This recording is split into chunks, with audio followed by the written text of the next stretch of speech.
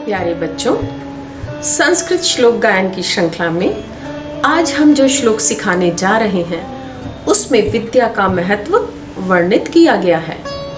आइए अब प्रत्येक शब्द के साथ इसके अर्थ को समझते हैं।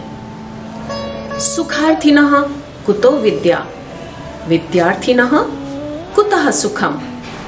सुखार्थी वा त्यजेत विद्याम, विद्यार्थी वा त्यजेत सुखम। अर्थात जिसे सुख की अभिलाषा हो उसे विद्या कहाँ से, और विद्या चाहने वालों को सुख कहाँ से। सुख की इच्छा रखने वाले को विद्या की आशा छोड़ देनी चाहिए और विद्यार्थी को सुख की आशा छोड़ देनी चाहिए। इसका अर्थ यह नहीं कि विद्यार्थी हमेशा दुखी ही रहता है। इसका मतलब यह है कि जो विद्यार्थी सुख चाहते हैं वे विद्या प्राप्त करने में प्रायः सफल नहीं होते, और जो विद्यार्थी सुख का त्याग कर देते हैं वे विद्या प्राप्त करने में सफल होते हैं।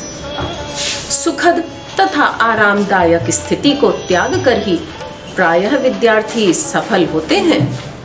सुख सुविधा प्राप्त करते हुए विद्यार्थी प्रायः अपनी पढ़ाई पर ध्यान केंद्रित नहीं कर पाते हैं। वे ज्यादातर समय मोबाइल, टीवी आदि देखने में ही व्यर्थ गंवा देते हैं।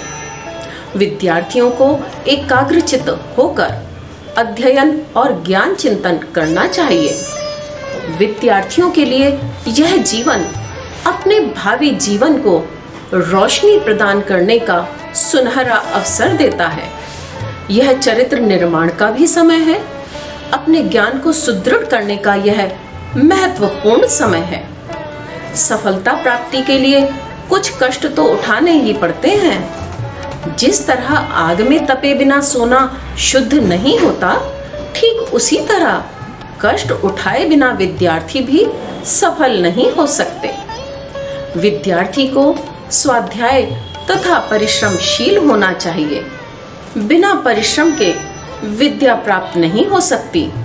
सुखार्थी और विद्यार्थी में बहुत अंतर है। विद्यार्थी को परिश्रम करना पड़ता है, कष्ट सहने पड़ते हैं। वहीं सुखार्थी इस प्रकार के उत्तम श्रम से विमुख रहता है। विद्यार्थी को कक्षा में पढ़ाए गए विषयों को ध्यानपूर्वक सुनकर उन्हें समझने तथा मनन करने का प्रयत्न करना चाहिए। कक्षा में ही नहीं, घर जाकर भी परिश्रम से उस विषय को याद करना चाहिए। कक्षा की पुस्तकों के अतिरिक्त उसे अन्य साहित्यिक पुस्तकों का भी स्वाध्याय करना चाहिए, जिससे साहित्य के विभिन्न अंगों का ज्ञानवर्धन होता रहे।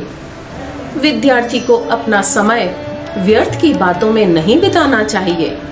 विद्यार्थी जीवन संयमित तथा नियमित होना चाहिए। आइए अब इस श्लोक का सस्वर उच्चारण करने का अभ्यास करते हैं।